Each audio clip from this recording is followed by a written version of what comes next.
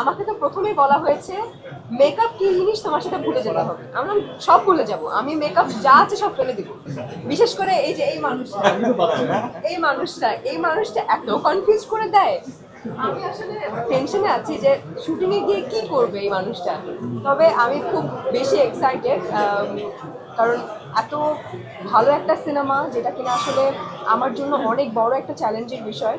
এবং আমার কাছে মনে হচ্ছে যে আপনি যেটা বলেন আমিও গুণী, কিন্তু মনে হচ্ছে এই সিনেমা করার পরে তখন আমার মনে হতে পারে যে না ঠিক আছে আমি গুণী এবং আমি কিছুটা হলেও অ্যাক্টিং পারি।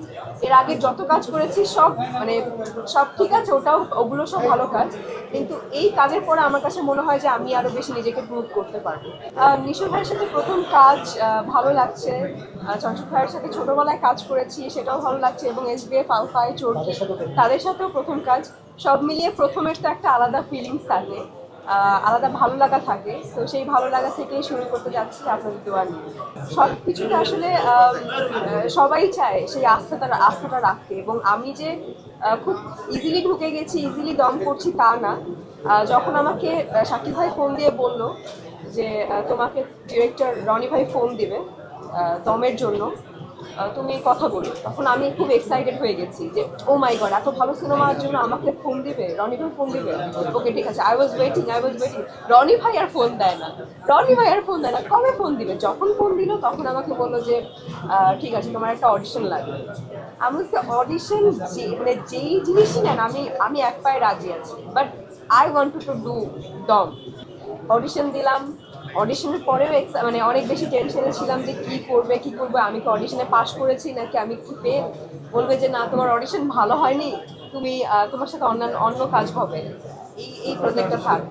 তারপর অডিশনটা তিনটা ছিল, একটা উইদাউট গেট আপ, একটা উইথ গেট আপ, আর একটা হচ্ছে তিনটা প্রপার তিনটা অডিশন নেওয়া হয়েছে। তো এই তিনটা প্রসেস পার করার পরে আমি এক্সাইটেড ছিলাম এবং টেনশনে ছিলাম যে কি হবে। যখন বললো যে তুমি পাস করে গেছো এবং তুমি কাজ করছো, তবে আমি মনে হয় ওই 2-3 দিন মনে হয় একদম কোনো কথা নেই, খাবার দাবার অফ। এবং আমার যে কি পরিমাণে আমি খুশি, এটা আমার সাথে যারা ছিল এবং রনি ভাই, তো মানে আমি খুবই বেশি খুশি ছিলাম। তো এখনো রিহার্সাল করছি, এই যে আসার আগেও একটু রিহার্সাল করে আসছি। তো জার্নিটা আমার খুব ভালো লাগছে। আমাকে তো প্রথমেই বলা হয়েছে মেকআপ কি জিনিস তোমার সাথে ভুলে যেতে হবে। আমরা সব ভুলে যাব, আমি মেকআপ যা আছে সব ফেলে দিব। আমার কোনো মেকআপ নেই। এই শুটিং শেষ হওয়ার পর্যন্ত 1 মাস পরেও মনে হয় আপনারা দেখবেন আমি মেকআপ ছাড়া সব জায়গায় চলে গেছি। তখন আবার বলতেও পারবেন যে কি আপনার কি মেকআপের বাজেট নেই, এটা বলতেও পারেন।